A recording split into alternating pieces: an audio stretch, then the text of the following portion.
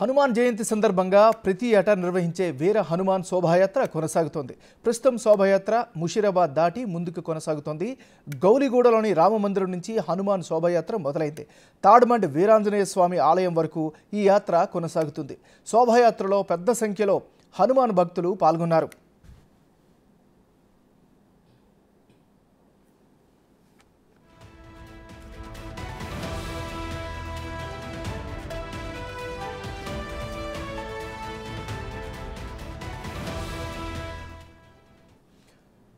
మనం అప్డేట్ చూస్తున్నాం. హనుమాన్ జయంతి సందర్భంగా ప్రతి ఏటా నిర్వహించే వీర హనుమాన్ శోభాయాత్ర కొనసాగుతోంది.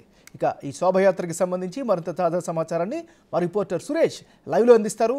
సురేష్, చెప్పండి, శోభాయాత్ర ఎలా సాగుతోంది, ప్రస్తుతం ఎంతవరకు వచ్చింది, ఎప్పటికీ గమ్యంకి చేరుకునే అవకాశం ఉంది?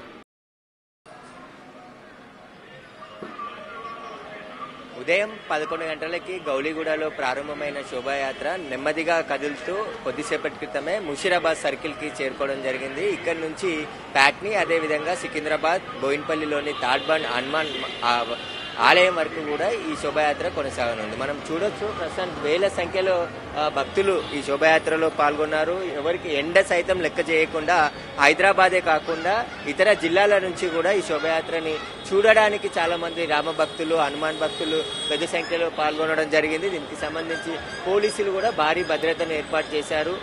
సమస్యాత్మక ప్రాంతాల్లో భారీగా బందోబస్తును కూడా ఏర్పాటు చేయడం జరిగింది. దాదాపు 10,000 మంది పోలీసులు శోభాయాత్రకు బందోబస్తు నిర్వహిస్తున్నారు. ఎక్కడ ఎలాంటి ఇబ్బందులు తలెత్తకుండా ముందుగానే ఇటు జిహెచ్ఎంసీ అధికారులు అన్ని అధికారుల సమన్వయంతో ఏర్పాట్లు చేయడం జరిగింది. ఇక బజరంగ్ దళ్, విహెచ్పి, విశ్వ హిందూ పరిషత్ కు సంబంధించిన నిర్వాహకులు చాలా ఘనంగా ఈసారి శోభాయాత్రను ఏర్పాటు చేయడం జరిగింది. పెద్ద సంఖ్యలో భక్తులు కూడా పాల్గొన్నారు. ఎందుకంటే అయోధ్యలో రామ మందిరం నిర్మాణం తర్వాత ఈ మొన్న జరిగిన శ్రీరామనవమి శోభాయాత్ర కావచ్చు, ఇటు హనుమాన్ జయంతి శోభాయాత్ర, ఈ రెండింటిని కూడా ప్రతిష్టాత్మకంగా చేరుకొని పెద్ద ఎత్తున భక్తులు కూడా పాల్గొనడం జరిగింది. భక్తులు వచ్చిన భక్తులకు ఎలాంటి ఇబ్బందులు తలెత్తకుండా చాలా జాగ్రత్త మంచినీళ్లను, అదేవిధంగా మజ్జిగను, ఎండ తీవ్రత ఎక్కువగా ఉంది కాబట్టి ఈ మంచినీళ్ళ సదుపాయాన్ని ఎక్కువగా ఏర్పాటు చేయడం జరిగింది. ప్రతి ఒక్క 100 మీటర్లకు ఒక మంచినీళ్ళ పాయింట్ ఏర్పాటు చేసి ఎప్పటికప్పుడు వారికి నీళ్లు అందించడం చేస్తున్నారు. మనం ప్రస్తుతం చూడొచ్చు, పూర్తిగా దాదాపు 2 కిలోమీటర్ల మేర ట్రాఫిక్ కూడా జామ్ అయిపోయింది. అంటే శోభాయాత్ర వెళ్లే రూట్ లో ఎలాంటి ట్రాఫిక్ ఆంక్షలు విధించడం జరిగింది. ఎవరు కూడా ఇలా ఈ రూట్ లో రాకుండా ప్రత్యామ్నాయ రూట్ లో రావాలని చెప్పేసి కూడా మొత్తం 44 జంక్షన్లని ముందుగానే గుర్తించారు. ఆ రూట్లలో శోభాయాత్ర ముందుకు కొనసాగే కొద్దీ అక్కడ ట్రాఫిక్ ని మళ్లిస్తున్నారు పోలీసులు. పెద్ద యువత ఎక్కువగా హైదరాబాద్ నుంచి యువత ఈ శోభాయాత్రలో పాల్గొనడం. ముందుగానే ఎవరైతే నిర్వాహకులు ఉన్నారో వారికి ఎలక్షన్ కోడ్ ఉంది కాబట్టి త్వరగా శోభాయాత్ర ముగించే విధంగా ఏర్పాట్లు చేసుకోవాలని చెప్పేసి కూడా చెప్పడం జరిగింది. టైం ప్రకారమే గౌలిగూడలోని రామ మందిరంలో యజ్ఞం నిర్వహించారు. ఆ యజ్ఞం తర్వాత 11 గంటలకు ప్రారంభమైన యాత్ర నెమ్మదిగా కదులుతూ వస్తూ ఉంది. ప్రస్తుతం ముషీరాబాద్ సర్కిల్ దాటి ఇటు సికింద్రాబాద్ వైపు శోభాయాత్ర కొనసాగుతుంది. అటు నుంచి తాడ్బండ్ దాకా కూడా ఈ శోభాయాత్ర కొనసాగనుంది. హైదరాబాద్ లో చాలా మంది భక్తులు, రామ భక్తులు కావచ్చు, ఇటు హనుమాన్ భక్తులు పెద్ద సంఖ్యలో ఈ శోభాయాత్రలో వచ్చి వాళ్ళ యాత్రలను కలిపేసి సమూహంగా ఇక్కడ నుంచి వెళ్తున్నారు. దాదాపు 1,00,000 మంది వరకు కూడా ఈ శోభాయాత్రలో పాల్గొన్నారు. కాబట్టి ఎవరికి ఎలాంటి ఇబ్బందులు కలగకుండా అన్ని ఏర్పాట్లని చేయడం జరిగింది.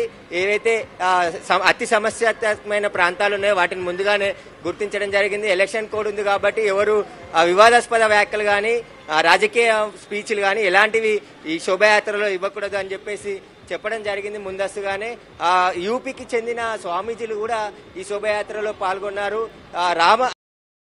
100 సంవత్సరాలకు సంబంధించిన సమస్యని పరిష్కరించి రామ మందిరాన్ని నిర్మించారు అయోధ్యలో. హిందువులకి గొప్ప పండుగ ఈ హనుమాన్ జయంతి అని చెప్పేసి కూడా పెద్ద సంఖ్యలో భక్తులు పాల్గొన్నారు. ఇక్కడ మనం చూడొచ్చు, మజ్జిగ కూడా ఇస్తున్నారు. ఎట్లా జరుపుకుంటున్నారండి? బాగుంది సార్, జై శ్రీరామ్ బాగుంది, అంతా బాగా జరుగుతుంది, మంచిగా చాలా ఆనందంగా ఉంది. మాకు 2 సంవత్సరాల నుంచి ఇట్లాంటి సేవ చేస్తున్నారు, మజ్జిగ ఇస్తున్నారు. మేము ఒక 4-5 సంవత్సరాల నుంచే చేస్తున్నాం. ఇక్కడ మామూలుగా అంతా బాగా ఈ ఏరియాకి ఏ డిస్టర్బెన్స్ లేకుండా చాలా బాగా జరుగుతుంది. 22 సంవత్సరాల నుంచి చూస్తున్నా నేను, చాలా హాయిగా ఉంటుంది ఈ ఏరియాలో. ఈసారి అత్యుత్సాహంగా చాలా మంది భక్తులు పాల్గొన్నట్టు. అయోధ్యలో రామ మందిరం నిర్మాణం అయింది, గొప్పగా హనుమాన్ జయంతి రామ మందిరంతో జరగవచ్చు, లేకపోతే ఏంటంటే మనకు అందరికీ ఎట్లా అంటే బాగుంది అనుకొని చేస్తుండొచ్చు కదా. రామ మందిరం చెబుతూనైనా ఏముందంతా తెలుగు వాళ్ళందరూ ఒక కట్టు మీద ఉందామని చేస్తున్నారు. Thank you. జై శ్రీరామ్. భక్తులందరికీ కూడా మనం అందరికీ మజ్జిగను అదే విధంగా మంచినీళ్ళను ఏర్పాటు చేస్తున్నారు. ఎక్కడి నుండి వచ్చారండి మీరు? మేము మహిళపట్నం నుంచి వచ్చామండి. శ్రీరాముని భక్తులము.